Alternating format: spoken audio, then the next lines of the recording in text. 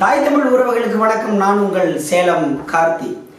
தமிழ்நாடு இந்து அறநிலைத்துறையோட அட்டகாசங்கள், ஊழல்கள், ஏமாற்று வேலைகளை பற்றி நம்ம தொடர்ந்து பேசிட்டு இருக்கோம். நாளுக்கு நாள் அது அட்டகாசம் அதிகமாகிட்டே போயிட்டு இருக்கு.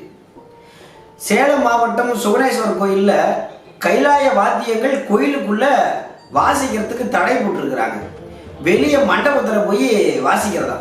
அந்த கைலாய வாத்தியங்கள் இருக்கு, அந்த சிவனுக்கு வாசிக்கிற ஒரு வாத்தியம், அதை கொண்டு போய் எங்கேயோ முக்களை உட்காந்துக்கிட்டு வாசிக்க சொல்லியிருக்காங்க. இது எந்த விதத்தில் நியாயம்? அந்த கைலாய வாத்தியம் வாசிக்கிறது சிவனுக்கு, உள்ள இருக்கிற பார்ப்பனர்களுக்கும் அந்த அறநிலைத்துறை அதிகாரிகளும் கிடையாது. ஏற்கனவே அந்த கோயில் குடமுழுக்கு பிறகு அவங்க அந்த கோயிலுக்குள்ள நுழையிற இடத்துல, அதாவது கொடிமரத்தை நின்று தான் சாமி கும்பிடணும்.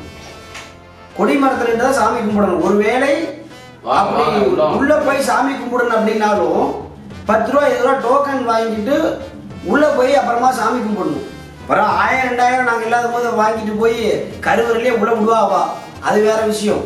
இப்படி தொடர்ச்சியாக பறை இசைகளையும் தமிழர் பாரம்பரிய இசை கருவிகளையும் இசைப்பவர்களையும் சாதியா சொல்லி வெளியே துரத்தி விட்ட காலங்கள் போய் இன்னைக்கு கைலாய வாத்தியத்திற்கும் இந்த நிலைமையாகும் போது மிக ஒரு கடுமையான கோபங்களையும் இவர்கள் மேலே விமர்சனம் வைக்க தான் தோணுது.